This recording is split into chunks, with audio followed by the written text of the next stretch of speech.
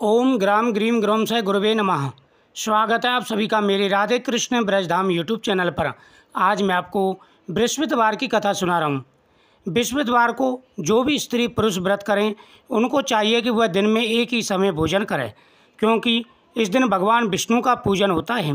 भोजन पीली चीज़ों से करें और साथ ही भोजन भी पीली चीज़ों का करना चाहिए, परंतु नमक ना खावें और पीले वस्त्र पहने, पीले फलों का प्रयोग कर पीले चंदन से पूजन करें। पूजन के बाद प्रेम पूर्वक गुरु महाराज की कथा सुननी चाहिए।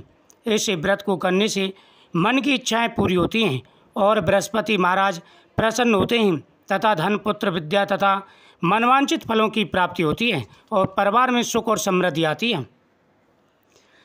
भारतवर्ष में एक राजा राज्य करता था। वह बड़ा प्रतापी और दानी था। वह नित्य गरीबों और ब्राह्मणों की सहायता करता था। यह बात उसकी रानी को अच्छी नहीं लगती थी। वह ना ही गरीबों को दान देती, ना ही भगवान का पूजन करती थी और राजा को भी दान देने से मना किया करती थी। एक दिन राजा शिकार खेलने वन को गए हुए थे। रानी महल में अकेली थी। उसी समय बृहस्पति देव साधु के वेश में राजा के महल में भिक्षा मांगने के लिए गए और भिक्षा मांगी। रानी ने भिक्षा देने से इनकार किया और कहा, हे साधु महाराज, मैं तो दान पुण्य से तंग आ गई हूँ। मेरा पति सारा धन लुटाता रहता है। मेरी इच्छा है कि हमारा धन नष्ट हो जाए, फिर ना रहेगा बांस, ना बजेगी बांसुरी।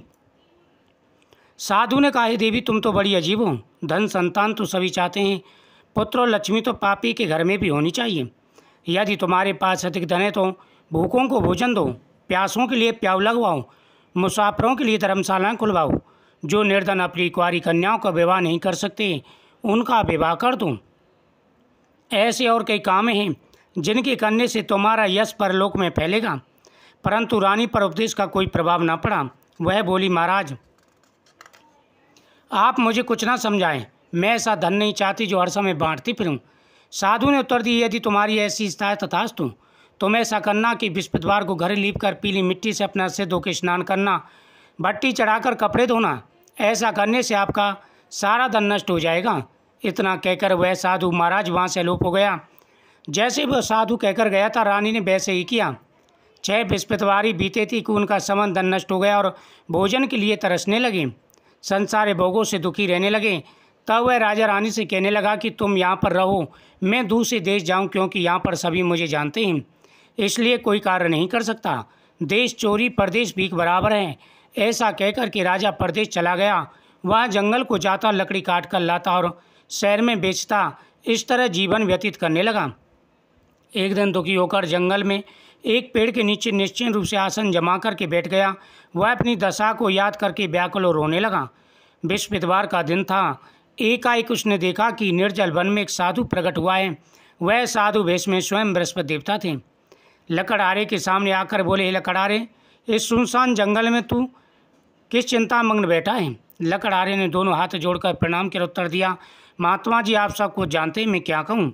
यह कहकर रोने लगा और साधु को आत्मकथा सुनाई। महात्मा जी ने कहा, तुम्हारी स्त्री ने बृहस्पतिवार के दिन वीर भगवान का निरादर किया है, जिसके कारण रुष्ट हो तुम्हारी यह दशा कर दी।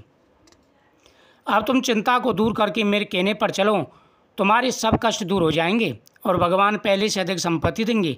तुम बृहस्पति दिन के दिन पाठ किया करो। 2 पैसे के चने मुनक्का का प्रसाद बनाओ और शुद्ध जल से लोटे में शक्कर मिलाकर अमृत तैयार करो।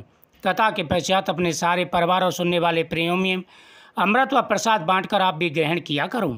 ऐसा करने से भगवान तुम्हारी सभी मनोकामनाएं पूरी करेंगे। साधु के ऐसे वचन सुनकर लकड़हार बोला कि प्रभु, मुझे लकड़ी बेचकर इतना पैसा नहीं मिलता जिससे भोजन करने के उपरांत कुछ बचा सकूं। मैंने रात्रि में अपनी स्त्री को व्याकुल देखा है। मेरे पास कुछ भी नहीं जिससे उसकी खबर मंगा सकूं। साधु ने कहा, लकड़हारे, तुम किसी बात की चिंता मत करो। बृहस्पतिवार के दिन तुम रोजाना की तरह लकड़ियाँ लेकर शहर को जाओ। तुमको रोज से दूना धन प्राप्त होगा, जिससे तुम बलवाती भोजन कर लोगे तथा बृहस्पतिदेव की पूजा का सामान भी आ जाएगा। इतना कहकर साधु अंतर ध्यान हो गए। धीरे धीरे समय व्यतीत होने पर फिर वही बृहस्पतिवार का दिन आया। लकड़हारा जंगल से लकड़ी काट कर किसी भी शहर में बेचने गया। उसे उन दिन और से अधिक पैसा मिला। राजा ने चना गुड़ आदि लाकर गुरुवार का व्रत किया। उस दिन को उसके सभी कलेश दूर हो गए, परंतु जब दोबारा गुरुवार का दिन आया तो वह बृहस्पतिवार का भगवान का व्रत करना भूल गया।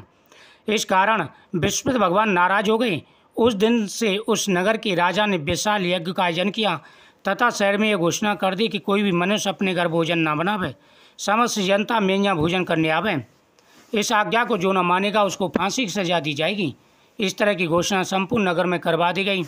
राजा की आज्ञानुसार शहर के सभी लोग भोजन करने गए, लेकिन लकड़हारा कुछ देर से पहुंचा, इसलिए राजा उसको अपने साथ ले गए और ले जाकर भोजन कर रहे थे तो रानी की दृष्टि खूंटी पर पड़ी जिस पर हार लटका हुआ था। हार माँ दिखाई न दिया। रानी ने निश्चय किया मेरा हार मनुष्य ने चुरा लिया है। उसी समय पुलिस को बुलाकर उसको जेल खाने में डलवा दिया। जब लकड़हारा जेल खाने में पड़ गया बहुत दुखी होकर विचार करने लगा, ना जाने कौन से पूर्व जन्म कर्म से मेरे लिए दुख प्राप्त हुआ है, और उसी साधु को याद करने लगा तो जंगल में मिला था। उसी समय तत्काल बृहस्पति देव साधु के रूप में प्रकट हो गए। उसकी दशा देखकर कहने लगे, मूर्ख, तूने बृहस्पति देवता की कथा नहीं करी, इस कारण तुझे दुख प्राप्त हुआ है। अब चिंता मत कर, बृहस्पतिवार के दिन जेल खाने पे दरवाजे पे 4 पैसे पड़े मिलेंगे, उनसे तू बृहस्पति की पूजा करना, तेरे सभी कष्ट दूर हो जाएंगे। बृहस्पति के रोज उसे 4 पैसे मिले। लकड़हारे ने कथा कही। उसी रात को बृहस्पति देव ने उस नगर के राजा को स्वप्ने दर्शन देकर कहा, हे राजन, तुमने जिस आदमी को जेल खाने में बंद कर दिया है वह निर्दोष है, वो राजा है, उसे छोड़ देना। रानी का उसी खूंटी पर लटका हुआ मिलेगा। अगर तू ऐसे नहीं करेगा तेरे राज को नष्ट कर दूंगा। रात्रि को स्वप्न उदय रात प्रातःकाल उठा, खूंटी पर हार देकर लकड़हारे को बुलाकर क्षमा मांगी तथा लकड़हारे को योग्य सुंदर वस्त्रभूषण देकर विदा किया तथा बृहस्पतिदेव की आज्ञानुसार लकड़हारा अपने नगर को चल दिया। राजा जब अब नगर के निकट पहुंचा तो उसे बड़ा आश्चर्य हुआ। नगर में पहले से अधिक बाग, तालाब और कुएं तथा बहुत सी धर्मशालाएं, मंदिर आदि बन गई। राजा ने पूछा, ये किसका बाग और धर्मशाला है? तब नगर के लोग कहने लगे, यह रानी और दासी का है। तो राजा को आश्चर्य और गुस्सा भी आया। जब रानी ने यह खबर सुनी कि राजा आ रहे हैं तो उसने बांधिस कहा, देख दासी देख, राजा हमको कितनी बुरी हालत में छोड़ गए थे, हमारी ऐसी हालत देखकर कहीं लौट ना जाए, इसलिए तू दरवाजे पर खड़ी हो जा। वह दरवाजे पर खड़ी होगी। राजा आए तो उन्हें अपने साथ ले बुलाई। तब राजा ने क्रोध करके अपने रानी से पूछा, यह धन तुम्हें कैसे प्राप्त हुआ है? तब उन्होंने कहा, यह धन हमें बृहस्पति देव के व्रत के प्रभाव से प्राप्त हुआ है। राजा ने निश्चय किया, 7 रोज़ तो सभी बृहस्पति देव का पूजन करते हैं, परंतु मैं रोजाना दिन में 3 बार कहानी कहा करूँगा, रोज व्रत किया करूँगा। हर समय राजा के दुपट्टे में चने की दाल बंधी रहती तथा दिन में 3 बार कहानी कहता। एक रोज राजा ने विचार किया, चलो अपनी बहन की अगुआ में। इस तरह निश्चय कर राजा घोड़े पर सवार हो अपनी बहन के यहाँ चलने लगा। मार्ग में उसने देखा कुछ आदमी मुर्दे को लिए जा रहे हैं। राजा उन्हें रोक के कहने लगा, भैया मेरी बृहस्पति देव की कहानी सुन लो। वे बोले, लो हमारा तो आदमी मर गया है, इसको अपनी कथा की पड़ी है। परंतु कुछ आदमी बोले, अच्छा कहो हम तुम्हारी कथा सुनेंगे। राजा ने दाल निकाली और कथा आदि को मुर्दा हलने लगा और कथा समाप्त होते ही राम राम कह के खड़ा हो गया। आगे मार्ग में किसान खेत में हल चला था, मिला। राजा ने उसे देखा और उससे बोला, भैया तुम मेरी बृहस्पतिवार की कथा सुन लो। वह बोला, जा अपनी कथा किसी और को सुनाना, जब तक मैं तेरी कथा सुनूंगा 4 अररिया जोत लूँगा। राजा के अड़ते बैल पचाड़ खाकर गिर गए तथा किसान के पेट में बड़ी जोर से दर्द होने लगा। उस समय उसकी माँ रोटी लेकर के आई। उसने बेटे से सभी हाल पूछा। बेटे ने सभी हाल कह दिया। बुढ़िया दौड़ी घुड़सवाल के पास गई और उससे बोली, मैं तेरी कथा सुनूंगी, तू मेरे खेत पर जाकर अपनी कथा कहे। राजा ने जाकर कथा सुनाई, जिसको सुनकर उसका लड़का ठीक हो गया, बैल भी खड़े हो गए। राजा अपनी बहन के घर पहुंचा। बहन ने भाई की खूब मेहमानी की। दूसरे रोज प्रातःकाल राजा जगा तो देखने लगा सब लोग भोजन कर रहे हैं। राजा ने अपनी बहन से कहा, ऐसा कोई मनुष्य जिसने भोजन नहीं किया, वो मेरी बृहस्पतिवार की कथा सुन ले। बहन बोली, भैया ये देश ऐसा ही है, पहले यहाँ लोग भोजन करते हैं, बाद में अन्य कार्य करते हैं। अगर कोई पड़ोस में हो तो देखा हूँ, वो ऐसा कहकर देखने चली गई, परंतु उसे कोई ऐसा व्यक्ति नहीं मिला जिसने भोजन ना किया हो। अतः वो एक कुमार के घर गई जिसका लड़का बीमार था। उसे मालूम हुआ कुछ 3 रोज से किसने भोजन नहीं किया है। रानी ने अपने भाई की कथा सुनने के लिए कुमार से कहा, वह तैयार हो गया। राजा ने जाकर बृहस्पतिवार की कथा कही, जिसको सुनकर उसका लड़का ठीक हो गया।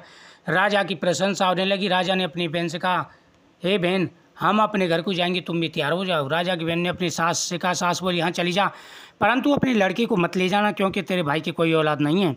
राजा ये सारी बातें सुन रहा था। उदास मन से घर लौट आया, खटपाटी लेकर के सो गया। रानी ने पूछा तो राजन का, निर्वंशी राजा, हमारा मुँह देखने का धर्म नहीं है। रानी बोली, प्रभु बृहस्पति देव ने हमें सब कुछ दिया तो हमें औलाद अवश्य देंगे। उसी रात को बृहस्पति देव ने राजा स्वप्न का, राजन सभी सोच त्याग दे, तेरी रानी गर्भ से है।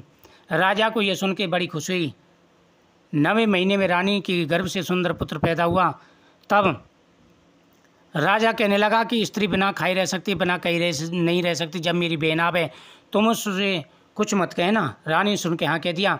जब राजा की बहन ने यह शुभ समाचार सुना तो बधाई लेके भाई की आई, तभी रानी का घोड़ा चढ़कर नहीं आई, गधा चढ़ी आई। राजा की बहन बोली, भाभी मैं इस प्रकार ना कहती तो तुम्हें औलाद कैसे मिलती। बृहस्पति देव ऐसे ही हैं जैसे जिसके मन में कामना हो सभी की पूर्ण करते हैं। जो सद्भावना पूर्वक बृहस्पति का व्रत करता है, कथा पढ़ता, सुनता, दूसरों सुनाता, बृहस्पति देव की सभी मनोकामनाएं पूरी करते हैं। प्राचीन काल में एक ब्राह्मण था, वह बहुत निर्धन था, उसकी कोई संतान नहीं थी। उसकी स्त्री मलिनता के साथ रहती, वह स्नान न करती, किसी देवता का पूजन न करती। इससे ब्राह्मण देवता बड़े दुखी थे, बेचारे बहुत कुछ कहते किंतु उसका कोई परिणाम न निकला। भगवान की कृपा से ब्राह्मण की स्त्री कन्या रूप रत्न पैदा हुआ। कन्या बड़ी होने पर प्रातः स्नान करके विष्णु भगवान का जाप व पूजा करने लगी। अपने पूजा पाठ को समाप्त करके स्कूल जाती, मुट्ठी में जौ भरकर ले जाती और पाठशाला के मार्ग में डालती। तब ये जोर स्वर्ण के हो जाते। लौटकर एक दिन वह बालका सूप में उन सोने के जौ को फटक कर साफ कर रही थी। उसके पिता ने देख लिया, कहा, बेटी सोने के जौ फटकने के लिए सोने का सूप होना चाहिए। दूसरे दिन बृहस्पतिवार था। इस कन्या ने व्रत रखा और बृहस्पति देव से प्रार्थना करके कहा, मैंने आपकी पूजा सच्चे मन से की है तो मेरे लिए सोने का सूप दे दूँ। बृहस्पति देव ने उसकी प्रार्थना स्वीकार कर ली। रोजाना की तरह वह कन्या जौ फाला कर जाने लगी। जब लौटकर जौ बीन रही थी तो बृहस्पति देव की कृपा से उसे सोने का सूप मिला। उसे वह घर ले आई और उससे जौ साफ करने लगी, परंतु उसकी माँ का वही ढंग रहा। एक दिन की बात है, कन्या सोने की जौ को फटक कर साफ कर रही थी। उस समय शहर का राजपुत्र माँ को निकला। कन्या के रूप और रंग को देखकर मोहित हो गया तथा अपने घर भोजन और जल त्याग कर दास हो लेट गया। राजा को जब इस बात का पता लगा तो अपने प्रधानमंत्री के साथ उसके पास गए। बोले, बेटा तुम्हें किस बात का कष्ट है? किसी ने अपमान किया अथवा कोई कारणों से कहो, मैं वही कार्य करूँगा जिससे तुम्हें प्रसन्नता हो। अपने पिता की राजकुमार ने बातें सुनी तो वह बोला, मुझे आपकी कृपा से किसी बात का दुख नहीं है, किसी ने मेरा अपमान नहीं किया है, परंतु मैं उस लड़की से विवाह करना चाहता हूँ जो सोने के सूप में जौ को फटक कर साफ कर रही थी। यह सुन के राजा आश्चर्य में पड़ गया और बोला, बेटा इस तरह की कन्या का पता तुम ही लगाओ, मैं उसके साथ तेरा विवाह कर दूंगा। राजकुमार इस लड़की के घर का पता बतलाया। तब मंत्री उस लड़की के घर गए और ब्राह्मण देवता को सभी हाल बताया। ब्राह्मण देवता राजकुमार के साथ अपनी कन्या का विवाह करने के लिए तैयार हो गया तथा विधि विधान के अनुसार ब्राह्मण की कन्या का विवाह राजकुमार के साथ हो गया। कन्या घर से जाती पहले भांति उस ब्राह्मण देवता घर में गरीबी आ गई। अब भोजन के लिए भी अन्य बड़ी मुश्किल से मिलता। एक दिन दुखी होकर ब्राह्मण देवता अपनी पुत्री के पास गई। बेटी ने पिता की दुखी अवस्था को देखा और माँ का हाल पूछा। तब ब्राह्मण ने सभी हाल कहा। कन्या ने बहुत सा धन देकर पिता को विदा कर दिया। इस तरह ब्राह्मण का कुछ समय सुखपूर्वक व्यतीत हुआ। कुछ दिन बाद प्रभु हाल हो गया। ब्राह्मण फिर अपनी कन्या के यहाँ गया, सारा हाल बताया। लड़की बोली, पिताजी आप माताजी को यहाँ ले बुलाओ, मैं उन्हें विधि बता दूंगी जिससे गरीबी दूर हो जाएगी। वह ब्राह्मण देवता अपनी स्त्री को साथ लेकर पहुँचे।